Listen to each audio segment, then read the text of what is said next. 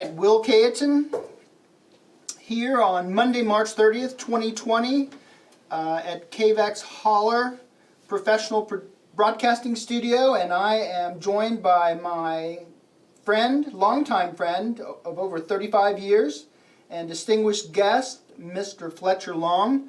And he is one of many educational sessions that you will enjoy as you look through the Spring 2020 Virtual Transition Conference. And I know some of you have enjoyed Mr. Long in person. His story, his journey is very powerful, very compelling. It's predicated on self-advocacy, and it's also a wonderful work-based learning experience for you as well. So I'm going to hush because you're not watching this video to hear me. You want to know more about Fletcher Long. So Fletcher, tell us who you are. Well, I'm Fletcher Long, and I was an attorney for 20 years. And over the course of that 20 years, I tried over 200 criminal jury trials to verdict. And a situation occurred where I had to reinvent myself kind of later in life.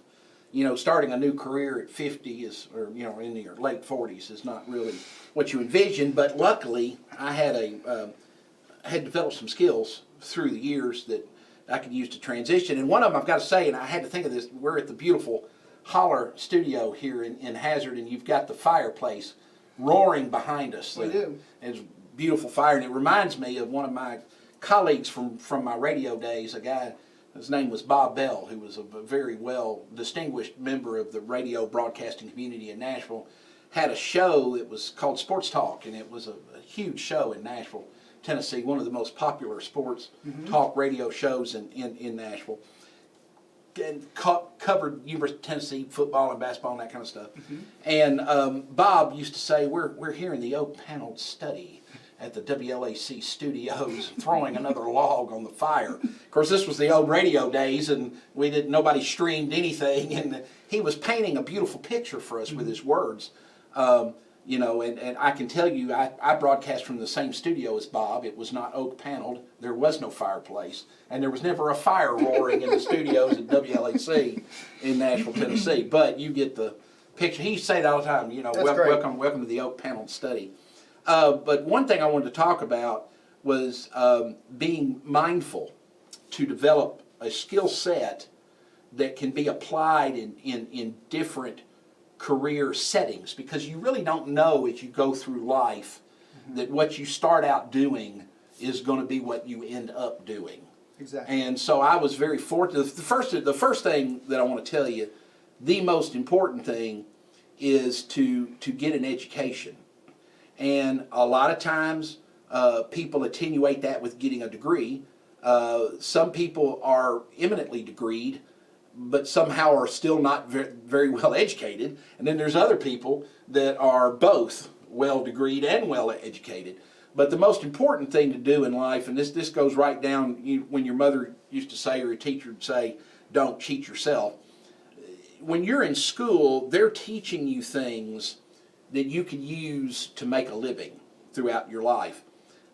Whether you get an A, B, or a C, or get a good grade, bad grade, or this degree or that degree, the important thing is to learn the skill that they're attempting to give you. And one of those skills that I developed, in addition to being able to orally present different kinds of concepts, is I learned how to express myself well in writing. And obviously I did that in law, when I would draft motions and memorandi of law or appellate briefs or whatever, I would use that skill, would hone that skill.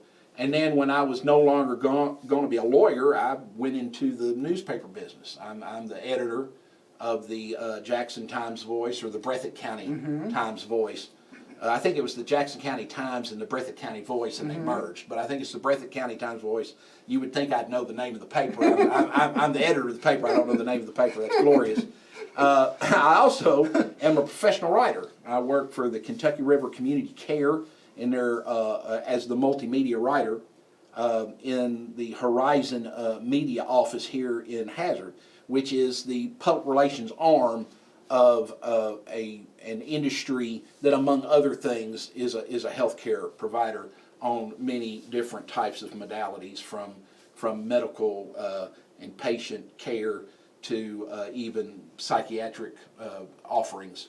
Does all kinds of stuff. And as part of that, I'm also the editor of the literary journal Voices.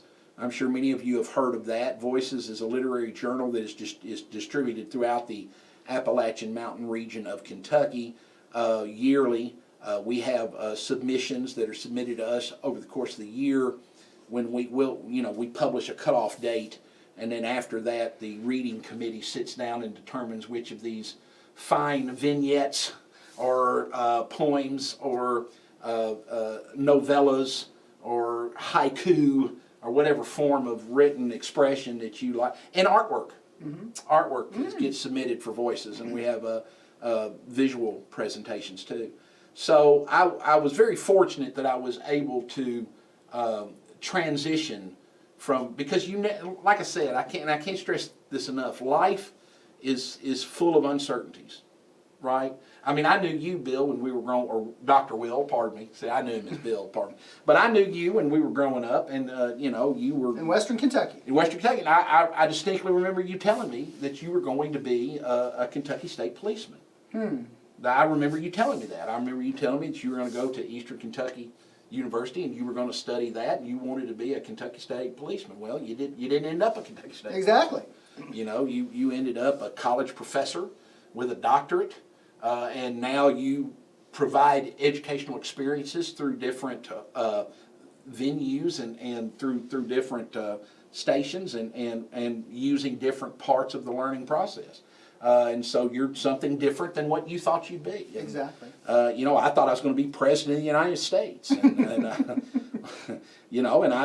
not. And then I thought I was a lawyer for 20 years, and now I've gone into, I'm a professional writer now, and I very much enjoy getting to share my experience and story here with you guys over different learning methods. I do oral presentations at schools from time to time.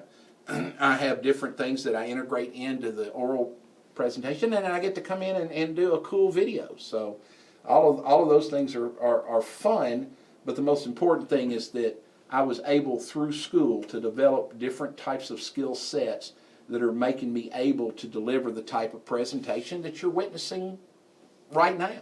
So Exactly. In fact, if you'll indulge us, let's go back a little bit further, because it's obvious to our audience, students and teachers, that we go back some 35 years, Hopkinsville, Christian County, Kentucky, in the early to mid 1980s, and we played football together. And let's talk a little bit about your journey as you finished high school and went to the University of Tennessee, Knoxville, and some of your other professional experiences, even though for 20 years you were a trial attorney, a very successful trial attorney. You were a millionaire. And so everything was great. But you also continued to showcase your professional writing and speaking expertise, doing radio, doing your prep Gridiron. So let's backtrack just a little bit. okay, Because we're talking to high school students. right. And they're trying to figure out what they want to do, who they want to be. And as you well articulated early on in our discussion, that may change. I never became a police officer, even though when I was a teenager I thought that's what I really wanted to do. I ended up becoming a professor specializing in history. I spent 20 years working as a university administrator and professor, and then 8.5, almost 9 years ago, I had the opportunity to do educational consulting and leadership work here at the Kentucky Valley Educational Cooperative. So I would have never thought that this is what I would have ended up doing, but it's righteous work. It's work that I enjoy because we're in the business of inspiring young people to be great today and great every day. And educators, when I was young, did that for me. So that's why I think I developed such an affinity to this work as I matured and went through school and enjoyed work experiences. So let's go back to Hoptown. Okay. Well, one thing I wanted to say, there's an old expression, I think it's pretty old, I've known it for years, that says, do today what others won't so you can do tomorrow what others can't. And I think that is a pretty apt. So when I was in Hopkinsville, Kentucky, I went off to the University of Tennessee to be an English major. So when you're an English major, there's a limited number of things that you can do. You can get a degree in English, you can wait tables, you can teach school, or you can go to law school. I probably should have chosen to be a professor. I had a professor in college that wanted me to do that, and that would have been a wonderful thing to do. I probably should have done that, but I went on to become a lawyer. But I learned the most important thing I can tell you is to be able to diversify yourself. Don't limit yourself to only the one thing that you consider your vocation.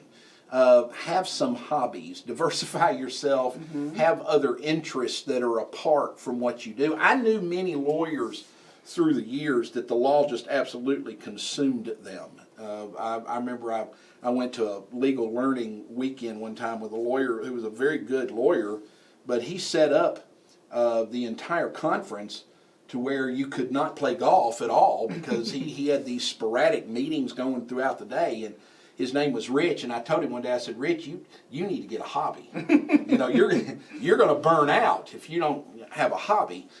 So it's very important. So coming out of Hopkinsville, I had subjects that I preferred. I had disciplines of study that I thought at which I considered myself to be more apt. But I went ahead and had the wherewithal and the courage to branch out and maybe push my limits, maybe test my comfort. And I think that's what you have to do. You have to test your comfort and do other things that, give other things a chance. And I'm very fortunate that I did. So I go to University of Tennessee, I go to law school at a place called the Nashville School, and I get a doctorate in jurisprudence, and I passed the bar the first time, and I began a law practice. But while I was practicing law, I also had a radio program on WLAC, which was a 100,000 watt station. It was a call-in show, and I did that on Saturday nights. I was on opposite the Grand Ole Opry. Oh my! And in Nashville. In Nashville, and the significance of that is they have this thing that the Nielsen ratings for radio is called the Arbitron Report. And in the Arbitron Report, I had 2 or 3 quarters where I tied the Grand Ole Opry for the #1 show in our time slot. So I had as many radios tuned into my show as the Opry had tuned into the Opry in the Nashville market. My goodness. Pretty remarkable. And never beat them, but I tied them 3 times. Oh, that's amazing. I almost had an opportunity to take over one of the flagship shows of the station. I nearly left law then to do that. What happened was the biggest advertiser went to the station and said, "We want a sports show on, or we're pulling our ads." Well, that runs radio like it runs newspaper or anything else. Probably one of the smarter things that I did when I was reinventing myself is I had never really written articles. So I created a sports magazine online, a digital magazine called Kentucky Prep Gridiron. Many of you would know that as KPG Football now. We had to change the branding a little bit because we were covering outside of just the parameters of Kentucky. And we were on into Tennessee with sponsors and coverage in bordering states. And so, like Kentucky Fried Chicken's KFC, I stole their idea and I called it KPG Football.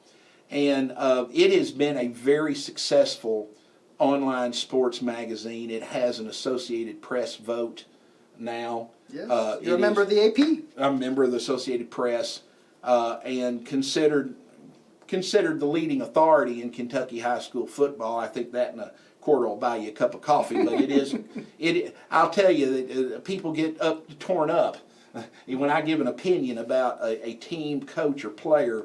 If they don't like that opinion, they are considerably out of sorts about it. So that's how you know, kids, if you're doing something well is if you're making someone else upset. If nobody's ever mad at you, you're not doing it right. You need to try to do it a little better. Well, one thing that you'll find that comes with success, and like Bill said, I was the world's brokest millionaire. And I'll tell you that story. My wife and I were buying a building in Clarksville one time. Tennessee. In Tennessee, that's right, that's right. I assume that you people know where Clarksville is. There's a lot of Clarksvilles.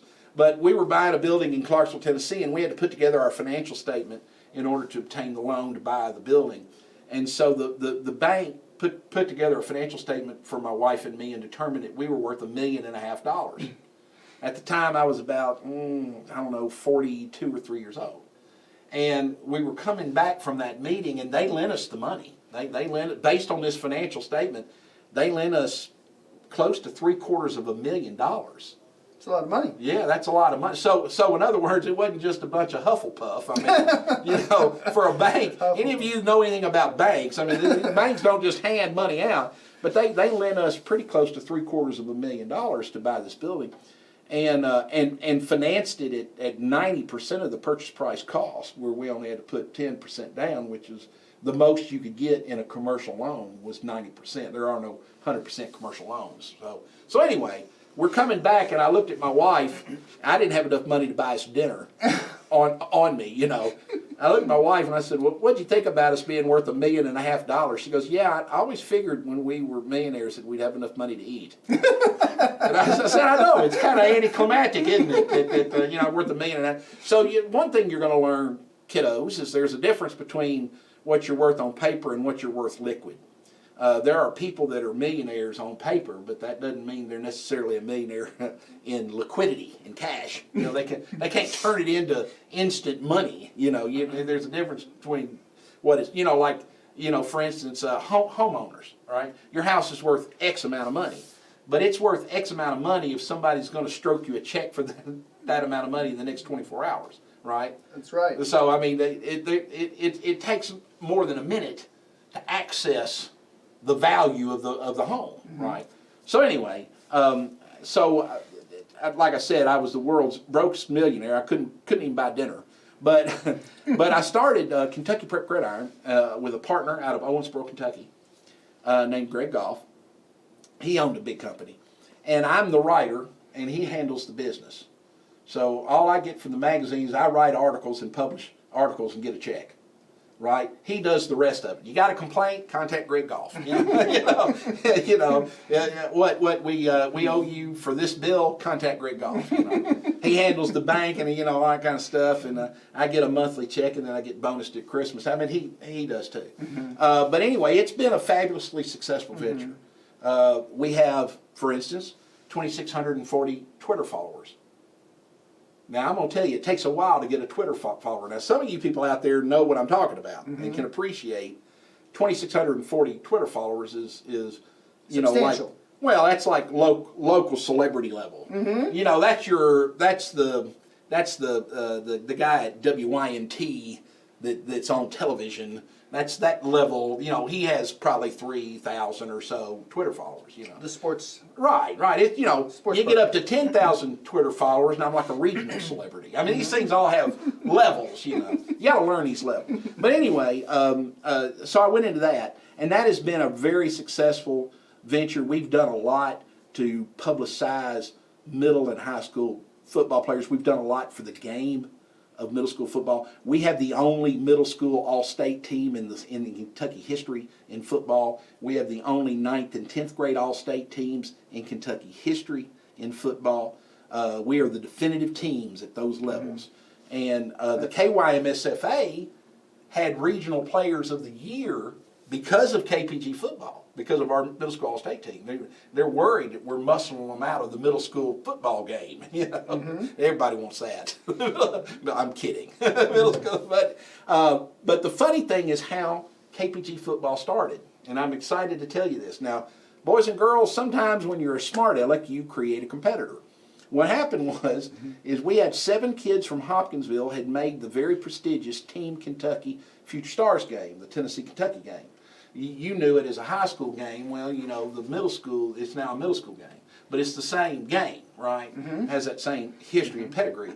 So anyway, So I contacted the sports editor at the local newspaper in the town where I was living. I'm not going to introduce this guy, so I'm not going to tell you who it was. But anyway, I contacted the guy and I said, you know, there's 7 kids from Hopkinsville who've made Team Kentucky. And he said, well, we write enough about your son. I said, well, then don't write about him. Take him out of the article. But write about the other 6 kids. I mean, that's got to be a news story. So he tells me, he says, we don't cover middle school sports.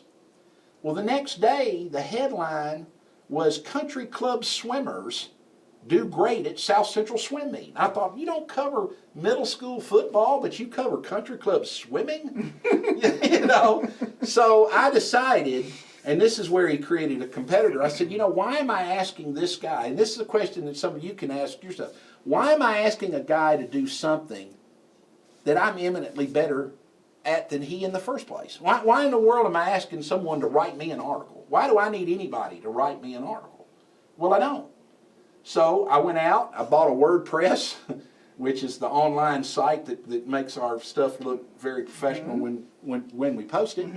And I don't think the WordPress was more than $300 to $500. It was somewhere right around in there. But I bought a WordPress and I started a digital magazine and I started covering middle school football. And now newspapers all over Kentucky are covering the heck out of it, including the one that said they don't.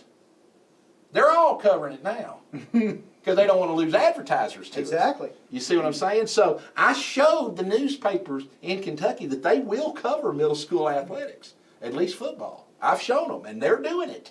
You know. Great stuff. So I mean, that's just a lesson. You know, that I needed not exist. If this guy had been nicer and just written an article, and not been such a smart aleck, KPG football would not exist. I wasn't looking to get into that. You see what I'm saying? But I also wasn't going to be talked to like a fool. So and so that's how. It's a real lesson. You know, I mean, it's a real lesson about meet people civilly with a civil tongue, be nice, be courteous. You know, cover the middle school football. You know, I still don't understand why they didn't want to cover that. You know, Great story. I thought you'd like that. It's wonderful. First time you've ever heard that story. First time. So, before we close our educational session, let's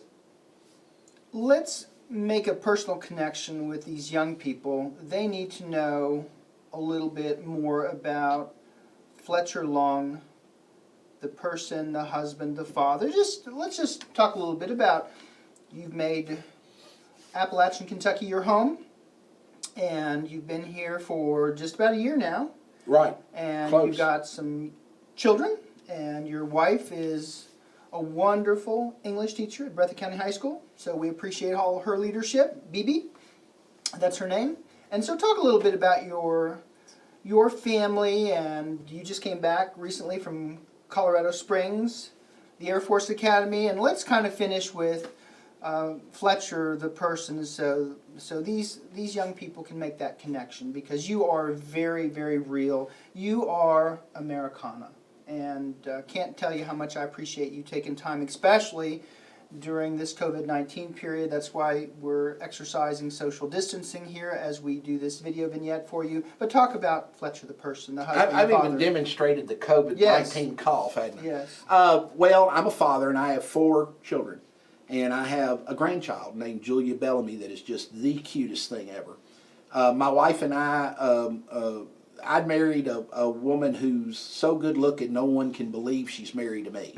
So if you ever meet my wife, who is Bibi Long, who teaches in the Arts and Humanities department there at Breathitt County High School, she does teach some English. I think that's in that same department. But if you ever meet her, the first thing you're going to think is, how in the world did she marry that guy? Well, the answer is she doesn't see well. And so, you know, if you look for really attractive women who are practically blind, that's my best advice I can give you. But I've got a daughter that's 22 named Sarah Catherine. She's a knockout. She married a very successful guy in Clarksville, Tennessee, who's about to be a lawyer himself, even though I tried to talk him out of that. And they have a daughter named Julia Bellamy, just a beautiful girl. And then my second oldest is William Long, and William is a 2-time Associated Press first team All-State football player, who also is one of 3 Kentucky players this year to make honorable mention or higher on both sides of the ball So he was first team on Offensive, offensive line. He was honorable mention on defensive line. He plays at Breathitt County High School. He's number 50. And we went to Colorado Springs because he's being recruited to play football at the Air Force Academy, which finished the year last year after an 11-2 season, the number 22 ranked team in America, and they are really interested in William Long to play football there. You are my hero.